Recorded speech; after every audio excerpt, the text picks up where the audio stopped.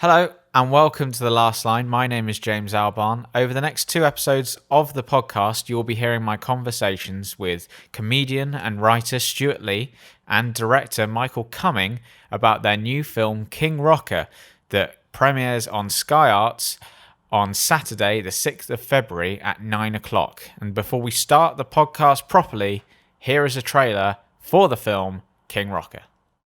In his most revealing interview ever, Robert Lloyd gives both barrels to the record industry of the early 90s. People could not idolise me. He never once joined in with any of the movements, any of the trends, any of the fads. They never wanted to compromise. Coming up in this song, we'll be following Wolverhampton-based pop group The Nightingales. I always used to think that when I pegged it, all of a sudden people would buy the records and pretend they liked us all along. But I begin to worry that what if I peg it and they still don't buy the record? Shock treatment opened for you, which was John Taylor. Yeah, from Duran Duran. Yeah. That's a barefaced lie. What I like about this as a documentary idea is it is already based on an unsure false history. That's a hit haircut, that is. Look at that. That's a thing that a bloke with a hit does. They've got Lifetime Achievement Awards and lives in hell. Live in hell. You live in Wellington. In Birmingham, they used to have a King Kong statue. What does that represent? Nothing. Birmingham rejected the statue. When I started thinking about the Nightingales and Rob Lloyd and the Prefects, I thought maybe there's some way of using images of this to tell the story of you. Rob was my Johnny Rotten. I think everybody who has mainstream success wishes they were a cult hero, and every cult hero wishes they had mainstream success. Who am I right? Or what am I? It's a sort of charmed life, isn't it? It's not fixed in a time. It's still free, and you were free. I'm totally free. Gonna carry on whatever they say. You're in mashed up condition.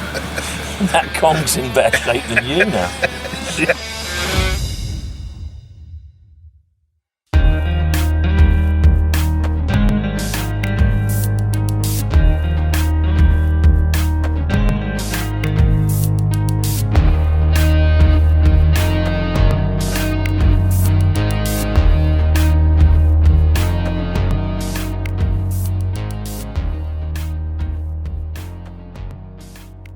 Good morning, good afternoon, good evening, good whatever time you're listening to this podcast. My name is James Albarn and this is The Last Line. Thank you very much for joining me. I do apologise for my lack of podcast output over the last year, unless you've been listening, of course, to my other podcast, Getting Pretentious. Go and check that out if you haven't. There's about 20 or so episodes that you may have missed, and it's all about the wonderful world of music, so definitely go check that out. But you're here now, so don't stop listening to this and go over there. Like, put that in the back of your mind to listen to later, but for now listen to this, because we've got a great guest lined up for you today. It is, of course, comedian Stewart Lee. Now, Stewart was kind enough to join me this week, despite his lack of love for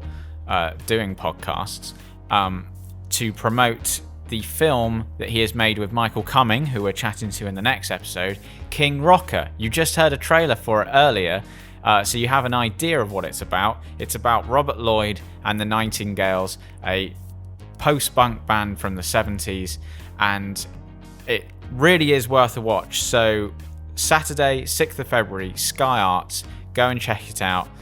And for now, enjoy my interview with Stewart, where we start, as I mentioned earlier, with Stewart telling me that he doesn't really enjoy doing podcasts, after he asked me sort of what the inspiration for the podcast was.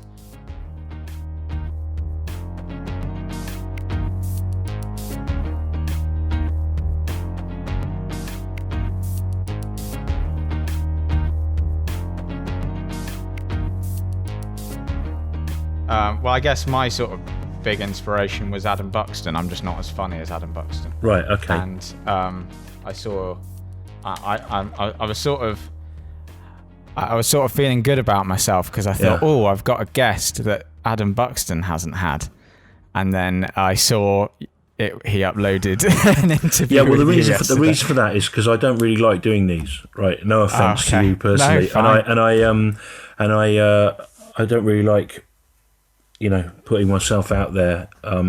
But this film King Rocker's out. It wasn't.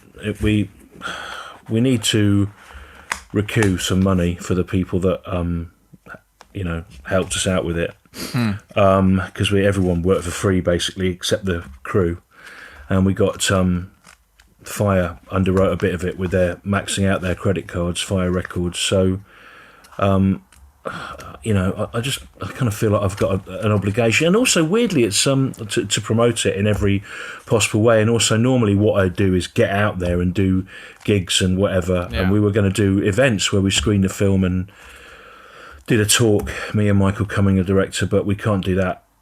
So it's kind of easier to promote something either when it's for charity, which this essentially is, or when it's not your vehicle, weirdly. You don't feel such a egomaniac, So, right. But actually, the other thing is, I just wrote to everyone that had ever asked me, and I've always said no, and some people that haven't asked me, and chanced my arm a bit.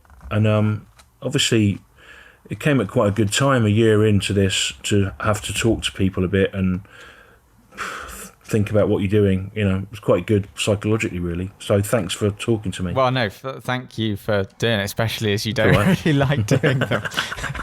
I'm sure it'll be fine. I just don't like people talking about me, and I can't. I it's like a scab, I saw somewhere, someone had put somewhere, why has he gone on Sky, presumably so he can buy an extension to his house. I mean, we literally will earn nothing from that film. It's really funny. How much money do people think there is in making a documentary about a band that literally no one has ever heard of? You think, I know, I'm going to make £1 million. I'll make a documentary about a band that haven't had a hit in 45 years. I mean, I think it's a good film in its own right, but it's not like, it wasn't sort of, it wasn't the result of algorithms coming together and suggesting what would be a way of monetizing something, Yeah, picking an obscure, well, a fairly obscure to everyone else, post-punk band from the 80s, 80s, yeah, right? 70s they started, yeah. Who seem to go on sort of various different musical journeys. Like they're not, like I was trying to think. So I watched the film twice over the weekend. I watched it Saturday and Sunday.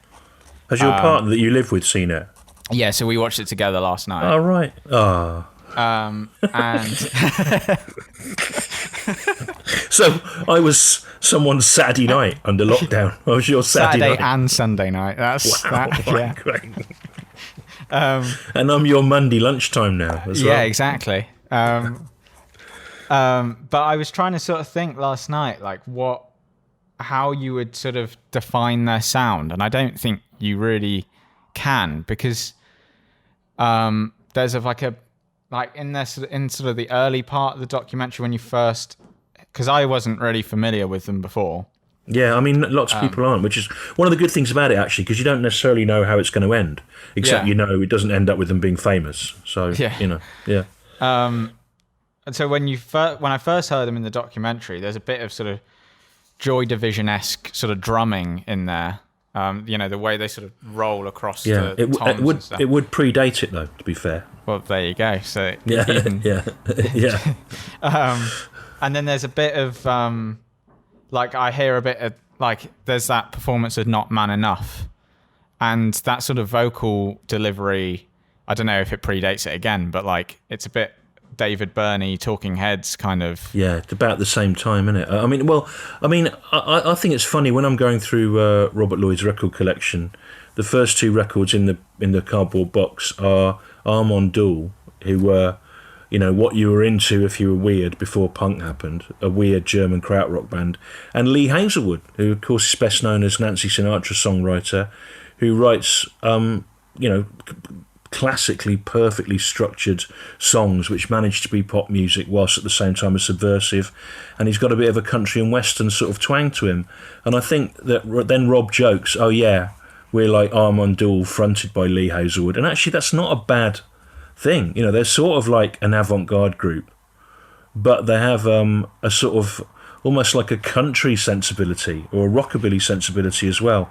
And in fact, Rob's just worked on an album with Russell, who was the guitarist in the Glitter Band, who we don't talk about anymore because of their disgraced lead singer, Gary Glitter, who you may be too young to remember. But Rob said he was very proud that he's been asked to support both the Glitter Band and Faust.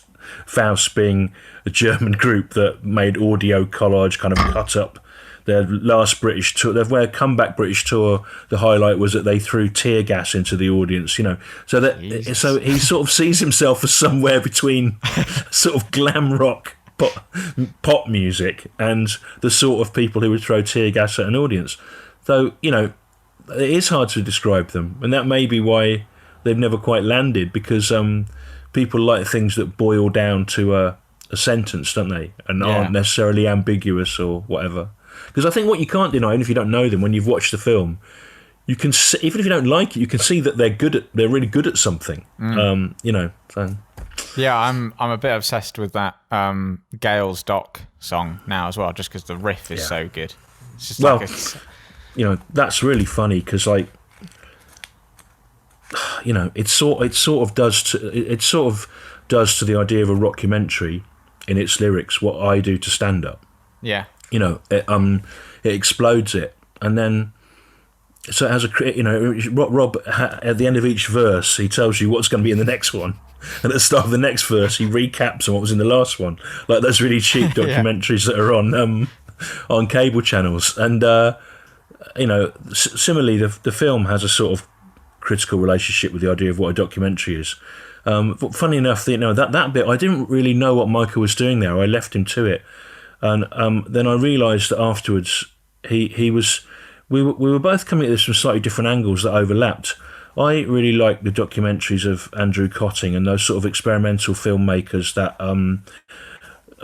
they're in the film themselves and it kind of falls apart and stops and starts and you don't know what's true and what isn't. Whereas Michael really was trying to make something in the tradition of 1980s and 70s BBC Two Arena documentaries, particularly a guy called Anthony Wall, who used to stage little bits, like in a documentary about Elvis's diet, he had 20 Elvis impersonators of different shapes, all eating the sort of food that Elvis would have made. And so I think what Michael was trying to do was a kind of Anthony Wall type thing in that documentary, but stage something. Luckily, I knew Samira Ahmed from years ago. She's a news journalist, and I thought, well, she's such a safe pair of hands, and she's weirdly up for all sorts of things.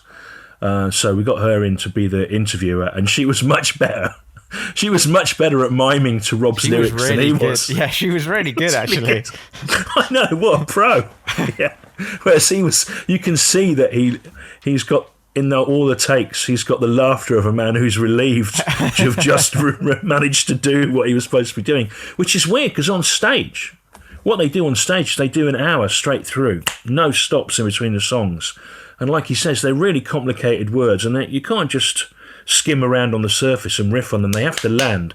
And he gets them all bang on for an hour, never misses a beat. Then he passes out, basically, because he's not a young man. But, it was funny to do that little bit anyway.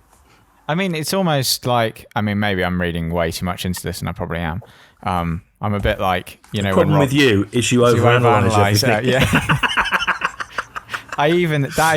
When that happened in the film when we were watching it last night, my girlfriend turned to me and went, "That's like you, that is." Yeah, well, that's nice. The thing about a great artist is they just do it, don't they? And then they shit out this art without really realising it. Whereas those of us, and I include myself in this, that are less instinctive and more I piece things together. You do analyse it, and it's an anathema to them, really, because they just get on with it. you know. Yeah, maybe I'm overanalyzing this, but you sort of said there about how Rob Lloyd sort of does we'll just do an hour straight through and the words have got to land, and sometimes they're quite complicated words, and that makes me think of your stand-up in a way. Well, that's very kind of you. There's a lot more improvisation in my stand-up than people think, but there are huge sections that are also have to be really precise. You know, it's similar in some ways. We both like a well-tuned turn of phrase, and Rob's always on the lookout for them. And there's a bit in the film where he talks about lines that he likes from the music hall, and his frame of reference culturally is very wide. And I don't really know how or why that is. I don't know how he gets the time or the resources to do it. But he draws lyrics and ideas in from all sorts of different places. And one of the funny things about being around with him was I've listened to so much of the group since I was 12, 13 years old, that even when he's just sort of saying stuff in his voice, it would make me laugh because it sounded like lyrics, but then it would, because his lyrics are often profoundly banal. They're sort of just take something that he's seen in a pub or a shop, and but it's the context of it gives it sort of meaning. There's that Oh, sorry. No, go on. There's that great bit where you say like it's conversations taken from a pub, and there's that great bit where he literally sings one of the songs just a cappella in the pub with the snooker table in the foreground, which is a really nice.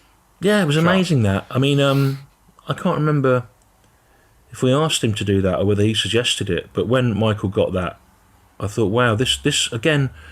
I suppose a lot of what you do, I don't know about you, a lot of what I do, and I don't realise it at the time, is I might finish a piece of work and then I realise that on some level I've tried to recreate something that I saw as a child or a teenager or a 20-something that made a big impression on me.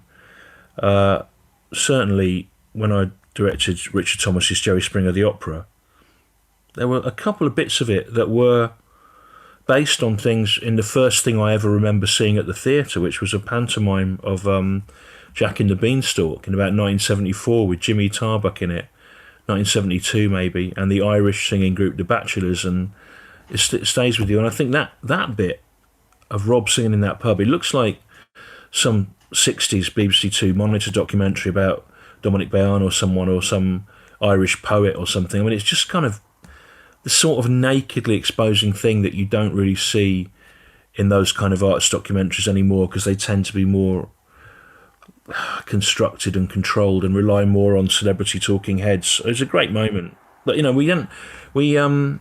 was hard to get stuff out of him. Rob asked me 10 years ago about doing this.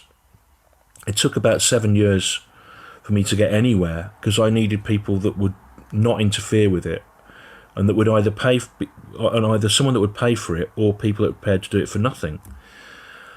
And then I got talking to Michael, who I'd known for 20 years anyway, Michael Cumming, who directs Brass Eye and Toast. He actually did the pilot of Stuart Lee's Comedy Vehicle and a video of mine. And it came up that he'd been a huge Nightingales fan all his life, and he'd actually pitched the idea of a documentary about them to the BBC in 1990. So I said, well, do you want to make a film about them for nothing? You'll have to operate loads of the stuff yourself. And he went, oh yeah, all right. And we talked about it. But when we came to do that, it was Rob's idea. Rob wanted there to be a film about the group. But then as we started making it, we realised that Rob hadn't really thought about what it would be like to have to talk about himself and his life. He didn't really want to. He wanted to promote the group in some way, but he didn't realise that there would be a Faustian pact which would require him to be the centre of attention. And sadly, a lot of interesting things have come to light, since we've finished the film. But what we had to do making it was sort of get him in situations like pubs, Indian restaurants or whatever, where he felt like he was just having a chat. You couldn't do an interview because he would be on his guard. And then that's why we got other people that knew him to talk to him as well, like his son. And then it's also why I took him to that Stone Circle in Shropshire, because he wouldn't even talk about why he even wanted there to be a documentary. He wasn't prepared to have a level of ego to say that he wanted his work to be taken seriously or remembered. So we took him up to this stone circle near where he lives in Shropshire, because I thought, well, that's a thing. Surely it's got to provoke some discussion about the idea of being remembered. And two things happened. One, it snowed, which is just like a gift from the stone circle god, you know, because it looks really great in a way rockumentaries don't tend to have some old blokes wandering around in the snow in a stone circle. They're normally people in Talking Heads going, yeah, 1976, and Jeff came in and he put the master tape on, and so it's not like that. And then he was still wouldn't have it. He's still blocking any form of nostalgia. I think he does towards the end of that. It's like that scene's quite good because it goes on a. No, I don't want to say journey because I hate that. It goes on a journey. Well, it does go on. It's been organised to go on a journey. Very self-consciously. Because you say, when you talk about does this not provoke, you know, a sense of wanting to be remembered, like being here at the Stone Circle, and then he sort of takes the piss a bit. And says it's arrogant. He says, I understand what arrogance is. Yeah. I think that's so funny. In fact, Andrew Mall, who writes a lot, had watched it, and he said, I like the bit where Robert Lloyd accuses a stone circle of being arrogant. That's nice. But he knows what he's doing. He's funny, you know. Anyway, go on, sorry. But then it gets to sort of the end of that scene, and you manage to break him down a bit on that, and he sort of does admit that, like, you know, he says the work is everything, and he just. Well, I think he was just hoping that if he said what I wanted, we'd let him go to the pub, and he wouldn't have to walk around in the snow anymore. He was trying to make glass orders back in town, you know. That's all it was. So yeah. You spoke earlier about how you can't really put the Nightingales in a box, and there's a shot of you early on in the film where you say about we live in a society where mediocrity is rewarded, which is funnily enough in front of a big billboard of roast battle on Comedy Central. I don't know if that's going.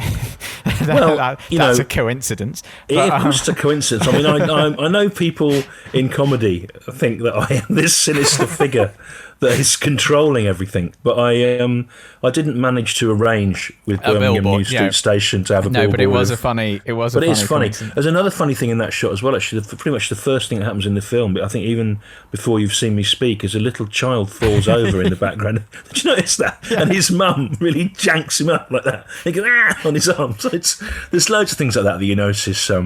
But it's almost like it's weird how those coincidences then become sort of like symbolic of the overall film. Well, like the child falling over, you could see as like, if you really like back to overanalyzing things, you could really see it as like me the message of the film. I like it when those people interrupt the interview in the Indian restaurant. Oh yeah, you know, there's the other couple that are dining, and the Pikachu's great as well. yeah. Oh yeah, that Pikachu was there outside. He had an office there. Yeah, I mean, it's good. What was nice about it? There's a lot of things that weren't supposed to be in it become. I saw a great thing on the internet actually about the editing of Star Wars, and obviously for all his talents, George Lucas isn't a good writer particularly. He tends to use the same phrases over and over again, and you know, and the editor made that film, and a lot of the reaction shots that you remember as being really important were not actually when the actors were on. It was just while they were waiting to shoot, but the film was running, and the editor managed to find all this incredible stuff that gives it real. The actors in it seem better than they are because they weren't acting; they were waiting in a bored way. They were frustrated about something that hadn't worked or whatever, and he pulled in all these amazing shots just from stuff that wasn't the film. And obviously in this, a lot of what wasn't was supposed to be the film became the film. Really. Yeah. Like he mentioned things, you know, like there's a bit when we were at Six Music where Rob, you know, Michael was just setting the cameras up, and he picks up me and Rob through the window of a door into a little kitchen where we were making a cup of tea, and Rob was saying how he'd heckled off Steve Beresford from the Slits and everything at something, And I said to him, well, I know Steve Burrows. I said, I'm going to go and check that. We got that bit on film, and then I knew that we could go and find Steve, and Steve would probably deny it, because a lot of Rob's stories are misremembered or are strange or are played for comic effect or can't be corroborated. And then that became a really good theme through the film about how much could you trust anyone's stories anyway. And so the film sort of interrogates itself in the way that a Nightingales song has a critical relationship with pop music, and Brass Eye that Michael did has a critical relationship with news media, and how I undercut standard. It's not a new thing, you know. I mean, people have been being postmodern since Chaucer's time, you know. I mean, there's always that self-awareness in things, but and probably even before. But it's I don't think it's been done in a rockumentary before. Yeah, and that's why, like, going back to the Gales doc being at the end works really well, because good. Like you guys and Michael and you have picked a song at the end of the film that sort of works on that level as well. Like the song predates the film. I think they wrote it in 2014, which would be about the time Rob was asking me about doing it. I think he'd already asked Phil Dupuis, who just said he couldn't do it or something. So it wasn't for the film, but and also that bit was that I had no input into that bit other than getting Samira on board. It was really Michael. I mean, Michael shoots all the. I don't know if you've seen Toast of London, but there's musical numbers in that every week, and he shoots those, and he's done the odd pop video and stuff. So I think it was much more in the vein of something he really knew what he was doing there, and you can probably talk to him about it. And I was just really pleased when I got it, because I couldn't really see how it would work, to be honest. But the nice thing about this was we deferred to each other's skill sets. He sort of trusted me to be able to make a story out of it, and he trusted me when I said we need to go to this stone circle, which I could tell everyone thought was stupid on the way there. So it's, but it was really good. Like, everyone that we worked on it with, the band, James at Fire Records and Michael, and that's pretty much all it was really. The camera crew came and went. They had different people for different days. So they were very good. But by the end of it, we all were better friends than we'd been before, if we'd been friends at all. Whereas you'd think working on something for a year and a half for nothing, in some difficult situations would test you, but it just was nice because everyone had their role. And also, it made me realise the worst thing often about doing anything is being answerable to people who have paid for it but don't get it really, or worry about it. And the freedom of not having to show rushes to anyone or explain what you were doing, because you couldn't really explain it yourself often. Why did we go and see Nigel Slater? The food critic. I don't know. You couldn't. It was great, and actually, it would be terrible. It would be hard to go back to anything where you are accountable again, having had the fun of this. But on the other hand, as you know, I need that money for that extension. So I'm gonna have to get paid. I think that was part of the sort of the wonder of the film for me, though, because like having been I spent 2 years at film school where I used to make films for fun when I was younger. I mean, terrible ones, but when you're a kid making the films, and then go to film school and suddenly everything you do is sort of interrogated. We used to have to, like our graduation film, before we'd even edited it, we had to show the rushes to a panel of teachers, which is probably very good practice for later on in the industry. It's practice for business, but you know what, right? Yeah, and you have to justify everything, and it. Yeah, well, I actually think that is the wrong way round, right? Because I think that this is the difference between art and entertainment as a business, right? If you know what you're trying to do, why are you even doing it? Just don't do it. Do something else, right? And I read a book about the radiophonic workshop recently, and people said Delia Derbyshire's problem was that she was so clever that she'd have an idea and she knew how it was going to resolve itself anyway once she'd had it. as soon as she'd done the maths and sampled the right things on magnetic tape, she knew it would work. So she was never really driven to complete things. So the blokes had to piece it all together from her ideas, you know. And a good piece of art should be about a process of finding out. And the piece of art might end up as a totally different thing to what your proposal was. And a good patron will allow you to do that. But a person who's doing entertainment as a business wants it to be what they paid for, you know, and or what they were given in the brief. And when I was working on Jerry Springer the Opera, Richard Thomas's idea, Jerry Springer the Opera, I was very, very lucky. I was thrown into the deep end directing it, which happened sort of by accident, as it was all right when it was fringe level, but it started moving up to big theatres and whatever. And they got this designer on, who's also a director, puppet maker, writer, Julian Crouch from Improbable Theatre. And we had a commercial backer called... we had a commercial backer, and he kept asking us for evidence of what we were doing. And Julian was very much from a 70s counterculture attitude. Well, he didn't really think it was the backer's place to ask those kind of questions.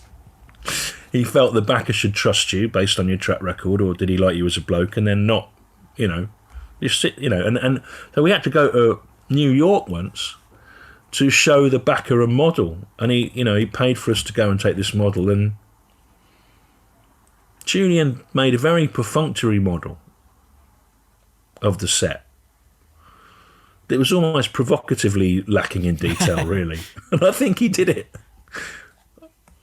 because he didn't want to even give them enough to talk about, really. But it was weird to go all that way, just some cardboard with nothing on it, you know. But so you had to sort of work in secret, you know. One of the things in the 90s when I wrote To Order for radio, news, satire, sketch shows with Richard Herring, what we would often do is we'd finish the work in the way we thought we wanted it finished, the 3-minute item, but then we'd submit an earlier draft with obvious faults in it so that the producer could then suggest to us the corrections which we'd already made, but they would take ownership of them, you know. And we go, oh, that's a good idea. So we managed to get what we wanted, but make them feel like it was their idea.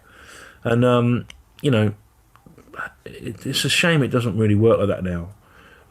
Some people, like, I'm assuming not very much attention is paid from higher up to something like Afterlife by Ricky Gervais, because there's no way it could be made if it were made by a person who wasn't algorithmically going to make a profit for them anyway. It would be interrogated in a way that, well, these characters don't make sense, that it's not good enough, you know. But most things, I think, on the other flip side of that, a lot of things that might be better get picked apart. But I can understand why, you know, people want to see a return for their investment. But on the case of this, the investors were members of the public who crowdfunded it, me and Michael, who did 3 benefits to pay for it, and Fire Records, who have a real sense of fun about them and maxed out their credit card, and a couple of weird people who were Nightingales fans but had, you know, hundreds of pounds to put in rather than tens, and you know, it was, and everyone is delighted with it. So it doesn't matter, you know. But a TV person would have wanted more famous people in it, you know. A TV person would have wanted the edits to make more sense in certain places. They would worry that it's not clear at the beginning what it means. They would worry that the end is unresolved. They would worry about all these things that actually are its strengths, really. Yeah, because I liked that the ending's kind of unresolved, and I was trying to work out whether I thought, like, not to cast any sort of aspersions on Rob Lloyd, because I thought he was great, but I couldn't work out if it was sad, you know, if the film was sad. Like, well, it's sad and happy, I think, you know. But there's so much optimism in the film. Like, I noted down that there's that bit where you're outside the Taste of China, the Chinese restaurant that Rob Lloyd lived above at one point. He says about, you know, I was probably, I'd stopped making music and the mental health wasn't great. And your response to that isn't to ask about about his mental health or about anything like that. You say what was good about it. You know, I hadn't thought of that. Which I thought was but yeah, sorry, go on. Well, I think probably I'm thinking, wow, if I lived above a Chinese takeaway and a kebab shop that would sell me beer in the night, that's not all bad. But I think there's two things going on there in that little bit, right? Well, first of all, I had worked out that Michael edited the film. He edited it in the shed in his garden in Northamptonshire, having not edited anything ever on modern digital equipment. He learnt from scratch, and he did the most amount of time on the film. But we had to collaborate on the structure of it, and I had a sense that it goes the Prefects, the Nightingales, the sort of Pop Svengali video director years, the Missing Decade, and the Comeback, right? And it wasn't till after I'd done that, and it was all edited, that I realised what we'd done, and you may have even done this in film school, was we put it together in a sort of classic Joseph Conrad hero's journey kind of structure. You know, the same structure as Star Wars, yeah. Lord of the Rings, King Arthur.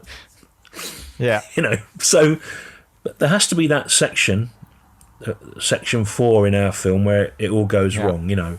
So beginning of the third act. Yeah, so I knew subconsciously and innately as a storyteller myself. I organise stand-up shows like this. There's always about 2/3 of the way in, it's all gone wrong, and I have to kind of claw it back. You know, I realised there had to be that bit. I think I realised it subconsciously, and what I was trying to do in that bit was get Rob to talk about what had gone wrong, and something had obviously really gone wrong, more than we get to the bottom of. Yeah. In fact, there was stuff involving him being thrown out of a car with some money and running away, and we could never really get a clear. I don't know what happened there. Something happened in Leamington Spa that I can't square it up. We couldn't get it together. One of the reasons I couldn't piece it together is I'm not a journalist, and I don't have that killer instinct to go for the story. I don't want to upset anyone. You know what I mean? Yeah. So I got Louis to do it, actually. Rob's son sort of did it, really. Like, he created the sad bit. Yeah. And then Rob sort of alluded to it. And Bridget did a bit as well, my wife, when she talked to him during the sitcom read-through. But yeah, I think when I said what was good about it, I was probably in a panic because I didn't want to have some awful emotional moment. That's not very English, is it? But at the same time, Rob's sort of aware that he's supposed to be providing one, and he sort of resents it. And I think it's funny, there's like an awareness that we need a sort of start of the third act bit, but no one really wants to do it. But it's got to be there. What was good about it? But when he says it's sad or happy, it's a sad film in a way, because here's a guy in his 60s who didn't become the Jarvis Cocker national treasure that he probably could have done if Virgin had given him a second album in 1991.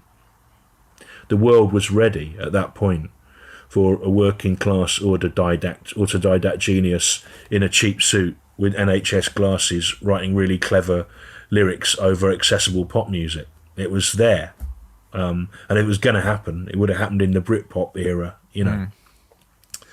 So it's sad in that way, but it's happy because here's a person, and I think it's particularly resonant now, who didn't give up, has carried on, beat his demons, or at least got them on a short leash, and is still doing what he does. And when the final bit of Nightingales music that we see in the film proper, it is when they're doing it at the Moth Club in Hackney, it's just fantastic. You know, when Michael cuts it in with all these different images of him through his life, it's great, you know, and it's not got the feeling of some comeback or people that are still knocking something out. It feels really vital. So that feels triumphant to me, and I think it's important with things to leave them to interpretation. And again, I think if it had been funded by someone, they would have wanted an end that decided something. And, you know, it doesn't, and I'm glad it came out like that. But that was why I was sort of careful about saying it's sad, because I didn't want to, like I said, I don't want to cast aspersions on Rob, because I don't. But to say it's a sad film almost makes it sound like I'm saying that he failed in some way at hitting.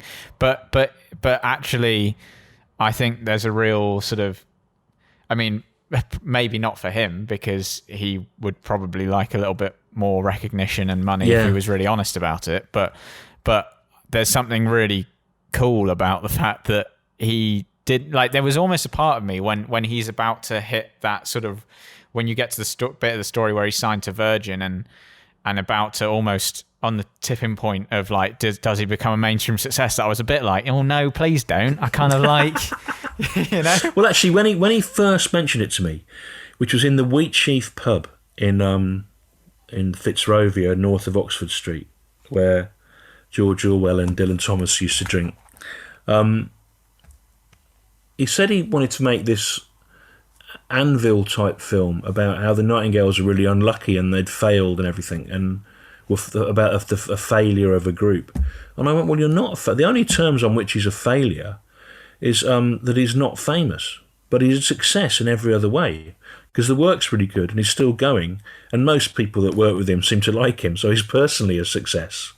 In fact, people are very forgiving towards him, you know, and really help him out, and he's loved, you know. So the only way it's failed is in terms of being famous, which is the most facile aspect of the whole process of being an artist anyway. But it's easy for me to say that because I've got all these CDs, I've got a laptop, I've got these headphones, I've got loads of stuff. So, you know, it's easy for me to say that you there with all your Spinal Tap guitars. It's easy for us to say that, but you know, so it's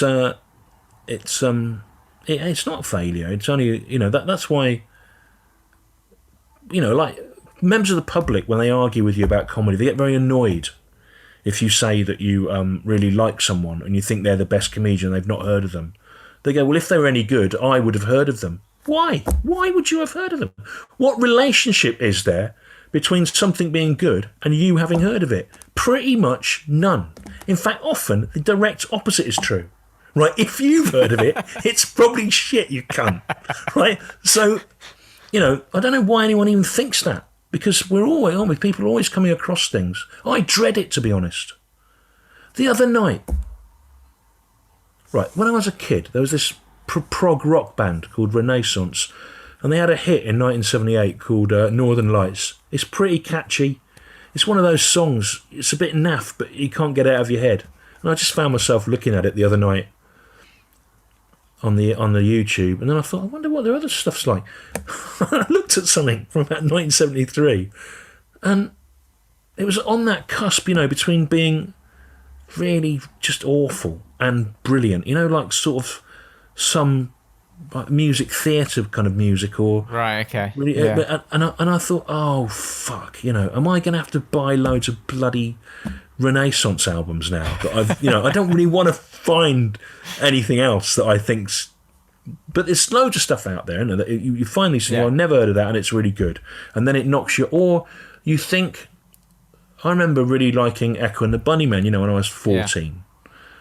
And I thought, I still think they're really great, right? But then I heard Television's first album, and I heard the 13-4 Elevators, and I went, oh, right, so Will Sargent was listening to loads of this, and he put it into a kind of post-punk context. It's not quite the Year Zero new psychedelic British explosion that I thought it was. It's a synthesis of things. And I was a little bit disappointed, because obviously they were better known than those groups had been. But, you know, there's always things out there that just don't land at the time for whatever reason. Yeah, and there's I think it's interesting you talked about arguing with people about comedy, because it's difficult to know when you're doing interviews with people whether you should watch other interviews, because then you don't want to sort of bring them up and then retread the same. But anyway, I quite like the idea of that. I'm going to do it now. I watched your interview with Jamali Maddox. Oh yeah. Who I also really like. But you were talking about how you were talking about this similar idea of how you will always, even comedians you don't like, you will defend if you hear people, members of the public slagging them off. And I thought that was interesting. And they're not up to them, is it? Not up to them to have an opinion about it. They don't know anything, do they? I mean, I was there might be some of them watching this, though, so you have to, some members of the public might be watching this, you have to be careful what you say about them. I mean, they ultimately you want them to come, some of them anyway. Yeah. But I was in Cornwall once on holiday in a little net loft, where they dry their nets, where you could like have a bunk at the top, and there was this house opposite. These people had moved down there, and we got talking to them, and they started moaning about how, oh, you're a comedian. Oh, we saw this comedian and he was terrible. Who was it? And I knew it was, right, and he isn't terrible. And they're going, oh, he was terrible, he went down so badly at like whatever stupid thing he'd been hired for. I was going, well, he isn't, he's really good. Well, I don't see how he could ever be good. I'm going, well, he is obviously, and he's been doing it 20 years. He's not mad. He's not going to like go out every night and go down as badly as you saw him go. It's probably you weren't listening, or your audience were too drunk, or it wasn't what they expected, but he is really good, and you just don't, I don't know what, and they got really, they wouldn't have it, like, what, how dare they? Like, what do they think they don't talk, it's unbelievable that they could think they could do that, I hated what, I mean, it became a political football, but Nish Kumar did a benefit for nothing, for a load of wankers at the cricket club. Oh, that was awful, that. And then they threw some bread in. First of all, he's there for nothing, right? So don't do that, right? And then he was undermined by the compare, and then it was chopped up and circulated around by the kind of people that write for Spiked and Breitbart as evidence of some war against liberals. Yeah. And it was just like, if people have paid, they can throw bread at you. They can throw shit at you if they've paid, but they hadn't even paid, And he was there for a charity for nothing. It's unbelievable. It doesn't really matter what he says. I did a benefit once at the Bloomsbury, and I did some joke about Cameron. It went down all right, and I got heckled by someone booing it and standing up, and it was Nadine Dorries, a Tory MP. Oh, that's weird. At a benefit for some baby charity or something. If you go out in the world and book a comedian to work for free, you don't get to dictate the terms of what they talk about. It's unbelievable. That's weird. That you being heckled by Nadine Dorries is not. I think something it was. I expected. I mean, if that's not true, I'm happy for that story too. I'm happy for that to go out into the world. Yeah.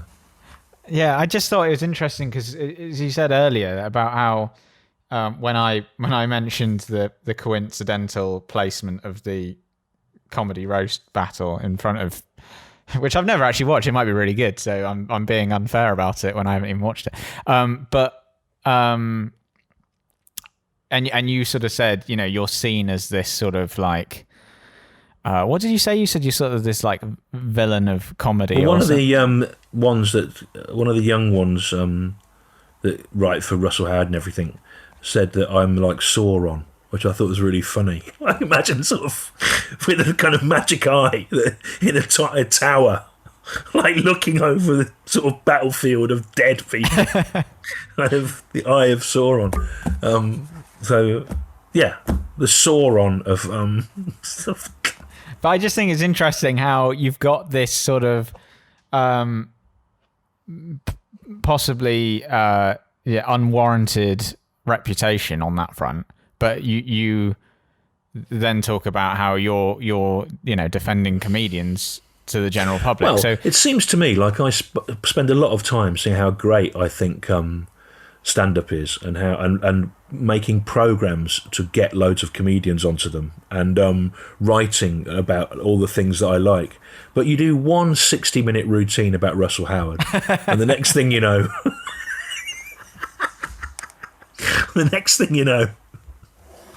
you're this sort of pariah. But I mean, I don't know. Look, the thing is, right? When I talk about other comedians on stage, right. Okay, right. Why? A lot of people have problems with music theatre, and I do. Like, why are the people singing?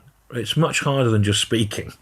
So why don't they just say the things instead of sing them? You know, there's a sort of weird thing about the especially in Les Miserables where they sing everything. It's really hard. That's called through sung. I know from my background. Okay. But yeah, but the like with stand up, I sort of think, well, why is that person on the stage? Right? What are they?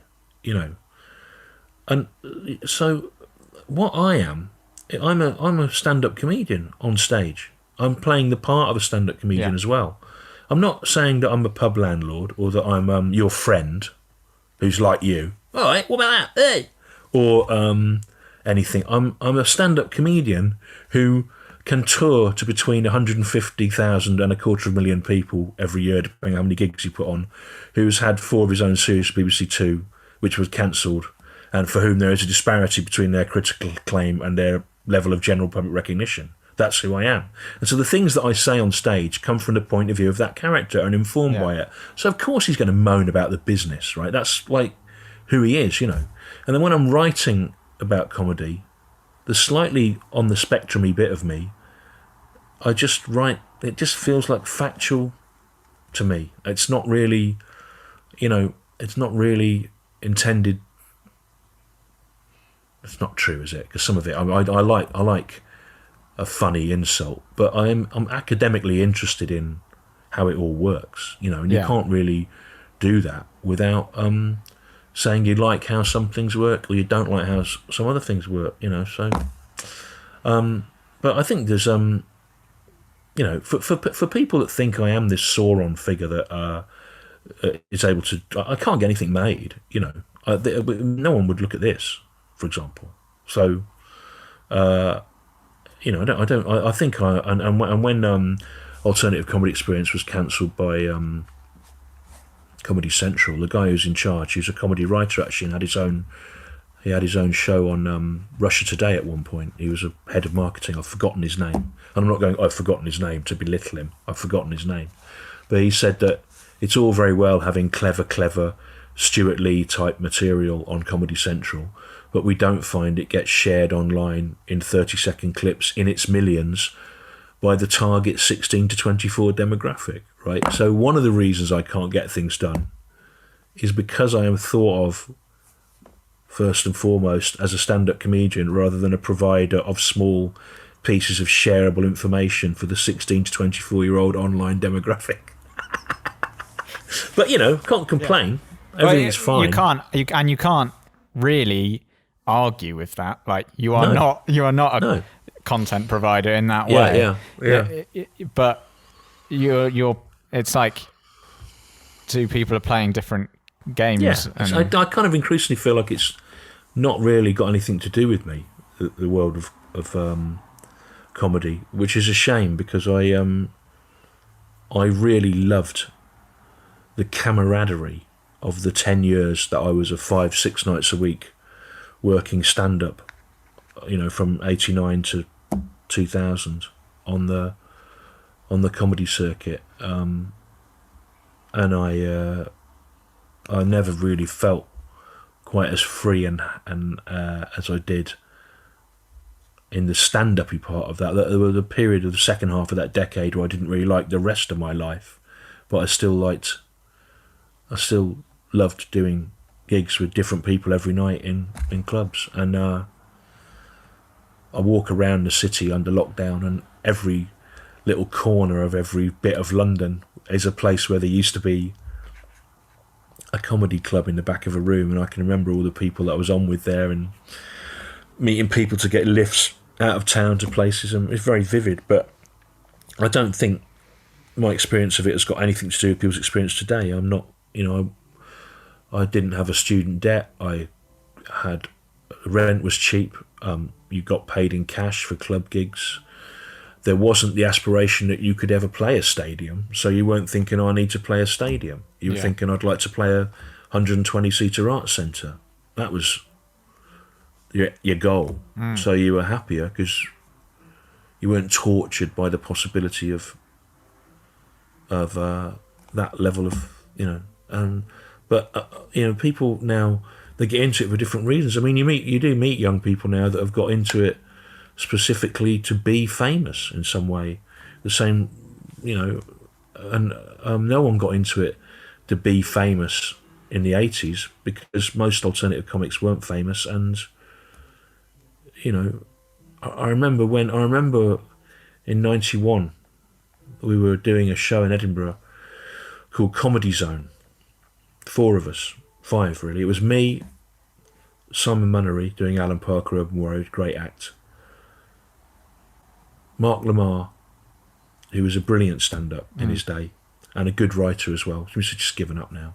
And a double act called Chris and George. George went on to write The Windsors and things like that. He died last year, which was really sad because there's no, funeral and whatever. Yeah. There's no place where everyone can remember his hilarious material.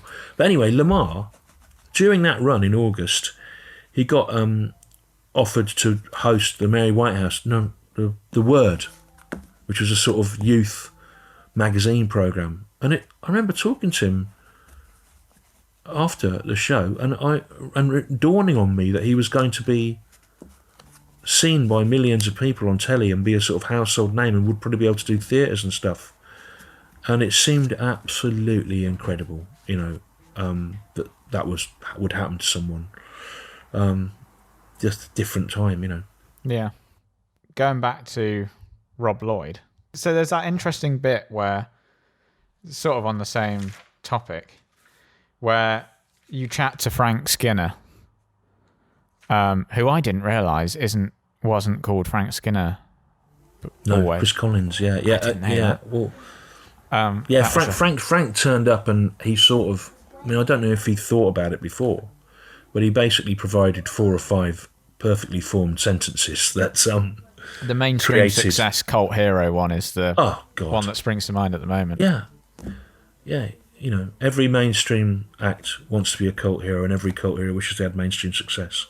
And that, you could probably put that on the poster, actually. Yeah. As like saying, what is this film? Yeah, it was great. Sorry, go on. Well, yeah, that was sort of that just made me what you were just talking about there made me think of that Frank Skinner line, because it sort of it applies across the board, doesn't it? Yeah. Really. I mean, I remember having a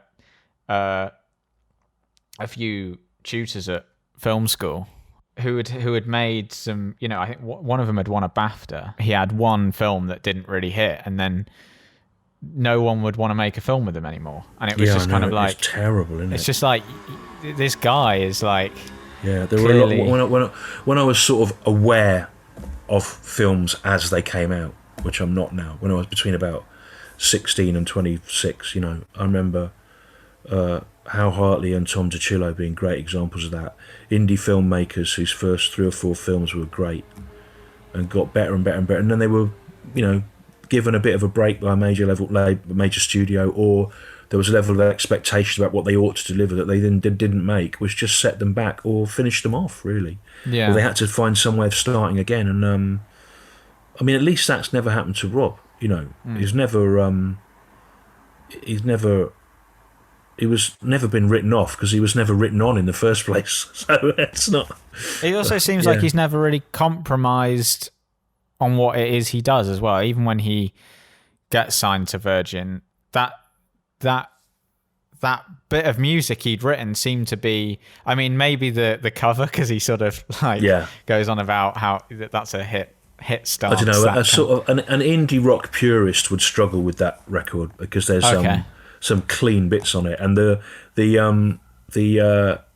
staffing, the people playing on it are, I mean, they're like Steve Naive from Elvis Costello and the Attraction that he's on it, and also I got that the completely fiddle. Wrong then. Well, no, I mean that single isn't the singles, that and Something Nice and part of the Anchor kind of predate the album. They were put out on Intape initially, Mark Riley's label. But the one of the musicians on that, weirdly, is Ali Bain.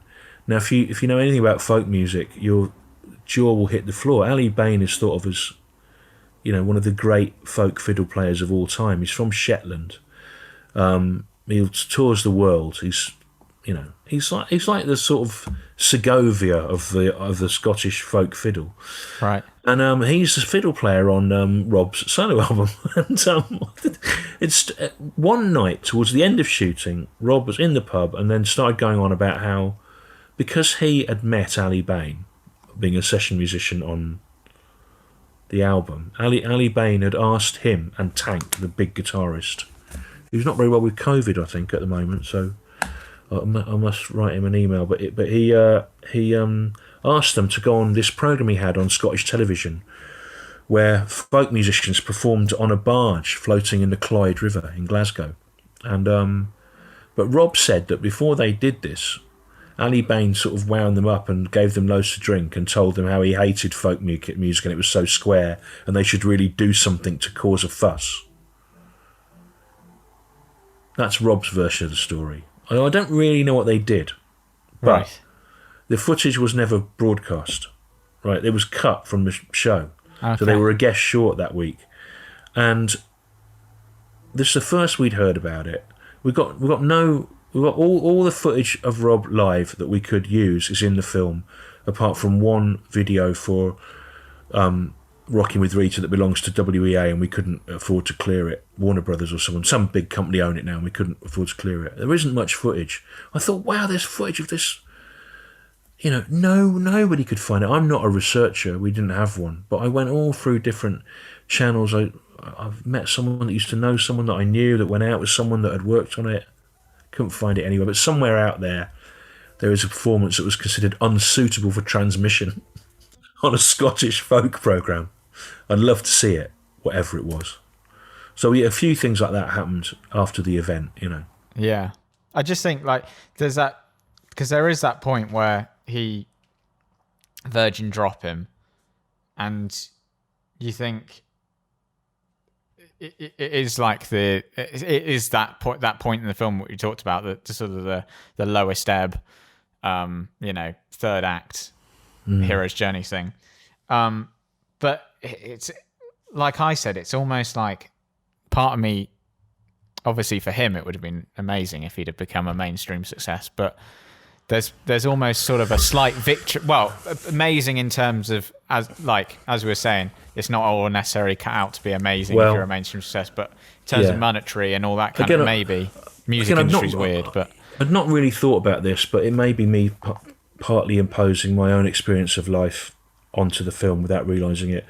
In the 90s, when you were still at junior school, I did stand up every night on the comedy circuit, and that was where my head was at, really. But I was also in a writing partnership with a bloke called Richard Herring, who I've done comedy with at university. He now does lots of podcasts, and he was on Taskmaster, the last series of Taskmaster. And we were very lucky. We got a series of BBC Two called Fist of Fun, and the first series was really what I wanted it to look like a bit of a sort of bodged together mess, a bit like this film. And then it got cleaned up a bit by the BBC Two, and I think if you watch a second series, you can see that something's gone wrong in my head. I've switched off a bit, really. Then Rich got a series for BBC Two called This One with Rich Not Judy, and he asked me to come on that as well, and I did 2 of those. But they were good, but they were more, and there's lots of good bits in them, but they were more like light entertainment than what I'd imagined I would do. Those got cancelled, which wasn't the end of the world, but the problem was, because I was with a big rock and roll management company at the time, they'd never managed to find a way of me touring at a higher level that was cost effective, because they always had their overheads were always greater than the profit margins. So if you toured, you'd get into debt, and I couldn't really work out what to do. So I sort of stopped for about 5 years, and it was during that time that Richard Thomas asked me to help out on Jerry Springer the Opera, which was good. I learned a lot. It was an amazing thing to be involved in. But again, with that, the same producers were involved, and I made about 60 grand over 5 years from it. It was it was there was a point where I was so broken I didn't really know what I was going to do. There was a lot of stuff going on around that show. Yeah, a lot of stuff going on, and then I realised in about 2004-05 that if I could take control of the means of production of stand-up, crunch it right down, not be over-promoted, not spend more than I was going to earn, I could talk about exactly what I wanted to talk about, and I only needed 5,000 people a year to come, and if they all gave me £10 directly, I was sorted. And having gone through these massive West End shows and telly and big tours, I realised that to do what I wanted to do and make a living was actually seemed much simpler than it had been made to appear. But if it hadn't all gone wrong on the first go at telly and on being a West End hit, I might have pursued those careers, and I wouldn't have got to where I am now, which is something I'm much more proud of than those things, even though I like them. So, you sometimes a disaster or a failure, actually, you come back stronger from it. You come back with more of an idea of what you're doing, and you get a second crack at the whip. If you're lucky, sometimes you don't. It's not an exact science. But that's why when Robert Lloyd is dropped by Virgin, then obviously he goes on a bit of a adventure after that, as his son puts it. Everything's an adventure, Postman and all that kind of stuff. But it feels a bit like a victory in the end, because he goes back to doing what he loves with people that he really loves. And there's that great bit where he says, you say there's that interview of him from years ago, and you say you were happy earning 10 quid a week or a month or whatever it was, some very small amount. And, and he goes, yeah, but now I've got a wife, I've got a son, I've got a band that deserve to get something out of this. Yeah, and that's a bit what I feel about doing publicity for this. To be honest, is there's something about the naivety of youth. My youth ended about 3 years ago. And old age has come on fast. But there's something about the naivety of youth where you think, I don't need to participate with anything. And actually, a lot of people spend... This is something a musician said to me, Billy Jenkins, who's a jazz musician, and a very good one, and very funny one, and doesn't really work much now.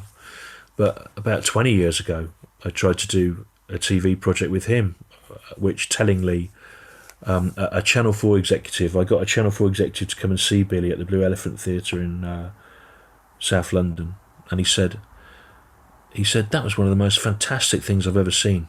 You can't do anything with it, though.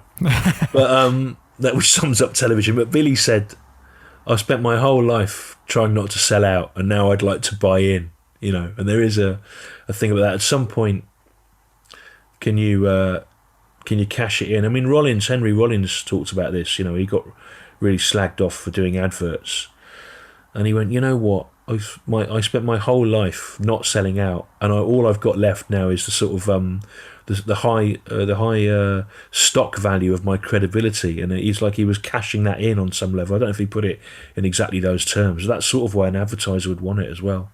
So with this, I kind of felt that we owed it to the group to promote it and not be churlish about it. And to Fire, who'd helped out, we've got to get out and tell people about them and about the film, even if it means talking to the Daily Telegraph and then having loads of people call you a champagne socialist in the below the line comments and say that you've put Jesus in a nappy and stuff, so it's fun how we've sort of come back full circle to where we were at the start, where we were talking about your reluctance to do this podcast, and now it's been great. I've enjoyed it a lot. Good. You've got a bass guitar, and you've got there's an acoustic there, but it's got a Bigsby whammy on it, which is a bit weird. And then there's an electric there, and then the bass. But And a plant. What kind of plant is that? I don't know. It's a. Don't you? I don't know. There was what a time when I'd have been able to look at that, and when I was first in London, That's not a spider plant, is it? No, I don't know. My girlfriend would know. I had a temp job helping to check descriptions of plants for a horticultural encyclopedia, and I could have just, We've also got a TIE fighter here, which is appropriate for the Star Wars conversation. Yeah. So- Did you watch The Mandalorian? I did watch The Mandalorian. Yeah, it's great, wasn't it? Oh, you see, so good. It's funny with Star Wars. It seems like the writers are only free to do really good stuff when they're working outside the main epic threat, because the main films are not great. It's also sorry, go on. But Rogue One and The Mandalorian and the Han Solo film were brilliant. It's also interesting as well how, I mean, I could go on about Star Wars forever, but it's also interesting how we were talking about George Lucas earlier, but The Mandalorian's pretty much the only thing out of the lot that are still sort of keeping George Lucas on as a bit of a advisor and a bit of a... So he's like, even though we all accept he can't really direct and he can't really write, he sort of... There's still that vision there that again, like what I was saying about Echo and the Bunnymen, who I love, but Star Wars is one of those things you see it as a 7-year-old, 8-year-old, and then you go to university in 1986, and before there were DVDs or cable channels, and you go to the art cinema and you dutifully see all the films that you've read about, and you see Kurosawa.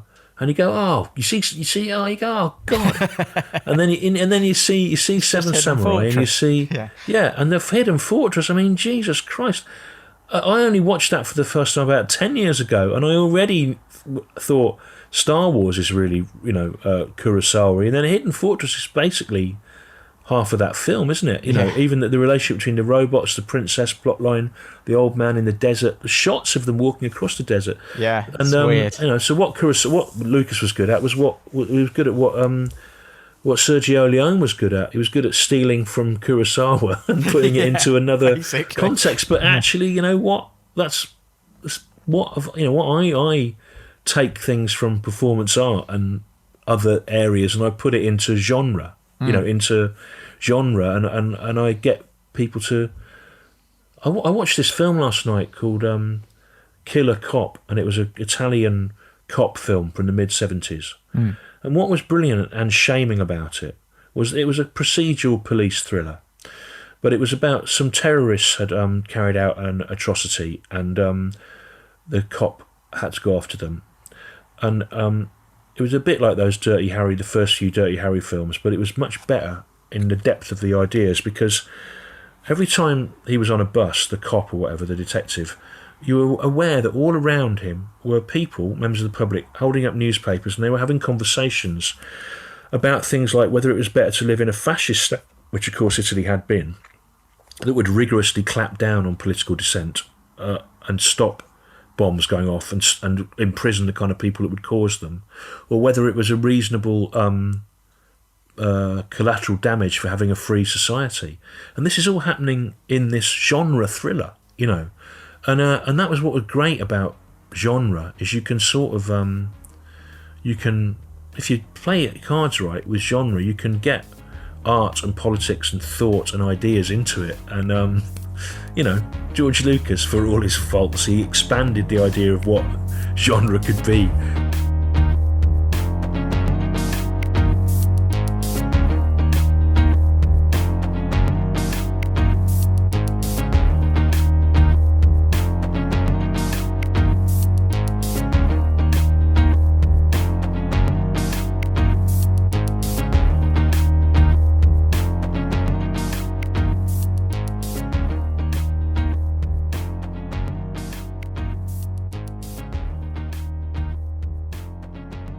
So there you have it, Stuart Lee. My thanks to Stuart for joining me on the show. And remember, Sky Arts, Saturday, 6th of February, 9 o'clock, King Rocker. And join me in the next episode, which will be available as you are listening to this, for my conversation with the director of the film, Michael Cumming. Until next time, thank you for listening. I've been James Albarn. And this is the last line.